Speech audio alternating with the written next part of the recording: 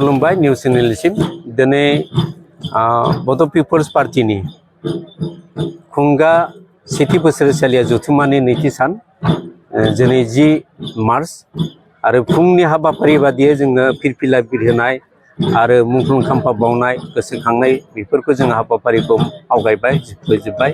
बिनि उनाव जोंहा दा हाबाफारि बादियै जोंहा गेवलां मेल दं। बे गेवलां मेलनि थाखाय जोंहा 3 टीम जादों। गेवलां मेलाव जोङो आलासि महरै बिटिसिनि चिफ हाग्रामा महिलारि बिथांखौ जों हांख्रायदों। बिथाङा कनसेन्ट होदों। दासिमबो बिथाङा फैनायावनो दङ। बिथाङा दा मिटिङाव दङ उदालगुरियाव मोनसे रेलि आरो मिटिङाव जिरायनायनि उनाव बिथाङा फैनायनि खोथा बुंदों। बिथांजों लोगोसे केबिनेट मन्त्रि चरण बर' बिथाङा फैगोन। लोगोसे डिपुटि चिफ रिहन दैमारि बिथाङा फैगोन आरो माखासे एक्जिकिउटिभ मेम्बार बिथांमोना फैनाय खोथा होदों। बिथांमोना दसे उनाव बिथांमोना खोन्थाहरगोन जोङो बिथांमोना मा समाव नुजाफैगोन। हेलिकप्टारजों बिथांमोना फैगोन होननानै जोंनो दासिमबो खबर हरगासिनो दं। जों आसा खालामदों बिथाङा फैगोन आरो रायजो राजाफोरखौ जोङो रायजोनि हास्थायनाय बा बिथांखौ लोगो हमनाय आरो नुजानो जा हास्थायनाय रायजो राजाफ्रा सन्तुष्ट होगोन। बे जोङो बेखौ सानदों आरो आवगायलांगोन सोरबा लोगो मदद होगोन नोंथांमोना मा सानदों? जों मैयानि डेलिगेट मेलाव जों मोनसे सावरायदों, गुवारै सावरायजादों। जिल्लाफोरनिफ्राय जोङो 43 कनस्टिटुएन्सियाव जोंनि बर'फोरनि भटार्स दं।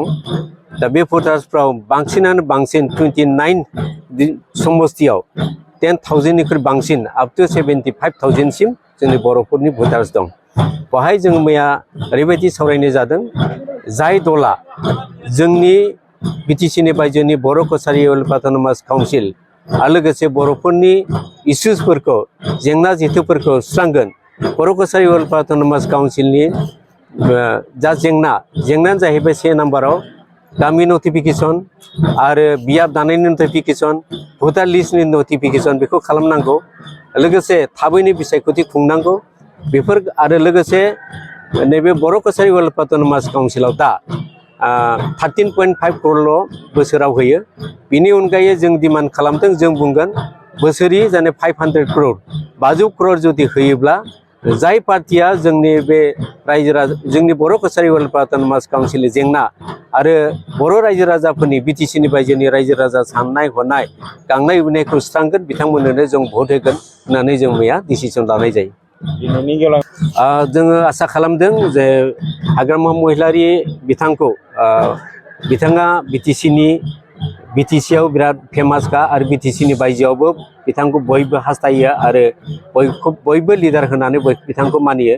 रायजो राजाफ्रा नायनो होननानै आरो जोंनि मिथिनाय बादिबा खमावबो 10,000 सुबुं फैगोन, 10निफ्राय 15,000 सुबुं फैगोन होननानै जों मिथिदों आरो दासिमबो फैगासिनो दङ।